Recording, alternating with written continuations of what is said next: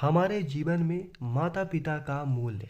एक 80 साल का बूढ़ा आदमी अपने घर में सोफे पर अपने 45 साल के उच्च शिक्षित बेटे के साथ बैठा हुआ था। अचानक एक कौवा उनकी खिड़की पर आ बैठा। पिता ने अपने पुत्र से पूछा, यह क्या है? बेटे ने कहा, यह एक कौवा है। कुछ ही मिनटों के बाद पिता ने अपने बेटे से दूसरी बार पूछा, यह क्या है? बेटे ने कहा, पिताजी, मैंने अभी आपसे कहा यह एक कौवा है। थोड़ी देर बाद बूढ़े पिता ने अपने बेटे से तीसरी बार पूछा, यह क्या है?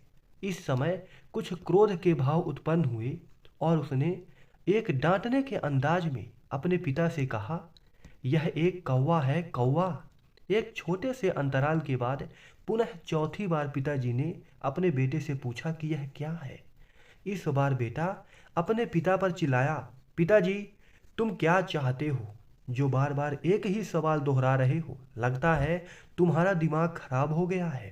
हालांकि मैंने तुमसे कितनी बार कहा था यह एक कौवा है, आप कुछ करने में सक्षम नहीं, यह समझ में आया?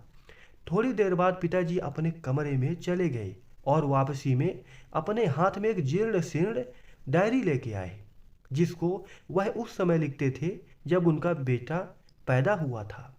और उन्होंने उस डायरी का एक पृष्ठ खोलकर अपने बेटे को पढ़ने को दिया।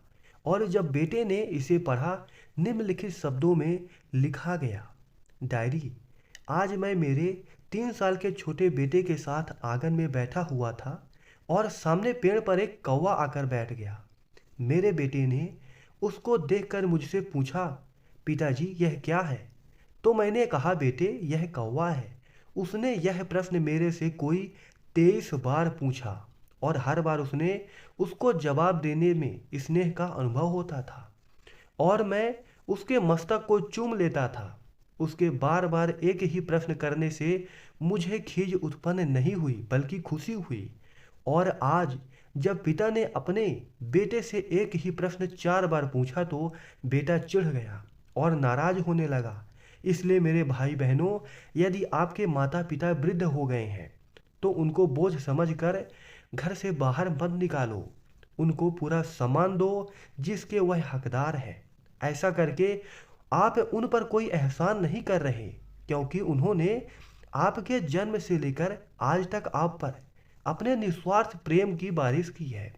उन्होंने आपको समाज में सम्मानित व्यक्ति बनाने और आपको अपने पैरों पर खड़ा करने के लिए अपना पूरा जीवन होम कर दिया। किसी भी मुसीबत से टकरा गए, कभी किसी दुख दर्द की परवाह नहीं की, खुद भूखे रहकर आपको खिलाया, तभी आज इस रूप में है। अतः मेरे भाई बहनों, हकीकत को पहचानो और यह मत सोचो कि हमारे माँ बाप का व्यवहार कैसा है, यह सोचो कि हमारा फर्ज क्या है। अपने फर्ज को पहचानो और भगवान के लिए ऐसा कोई कार्य मत करो जिससे उनका दिल दुखे, क्योंकि माँ बाप की सेवा से बढ़कर संसार में कोई पूजा नहीं है। शायद इसीलिए किसी शायर ने कहा है, चाहे लाख करो तुम पूजा तीरथ, करो हजार, माँ बाप का दिल जो दुखाया तो सब है बेकार। माँ बाप के आशीर्वाद से बढ़कर दुनिया में कोई और आशीर्वाद नहीं है। माँ बाप के आशीर्वाद को काटने की हिम्मत तो भगवान में भी नहीं थी। हर धर्म और हर मजहब में माँ बाप का स्थान ऊंचा है। अतः भगवान से प्रार्थना कीजिए कि आज से आप ऐसा कोई कार्य नहीं करेंगे जिससे आपके घर में विराजमान माता पिता स्वरूप साक्षात भगवान भोलेनाथ और माँ पार्वती का दिल दुखे।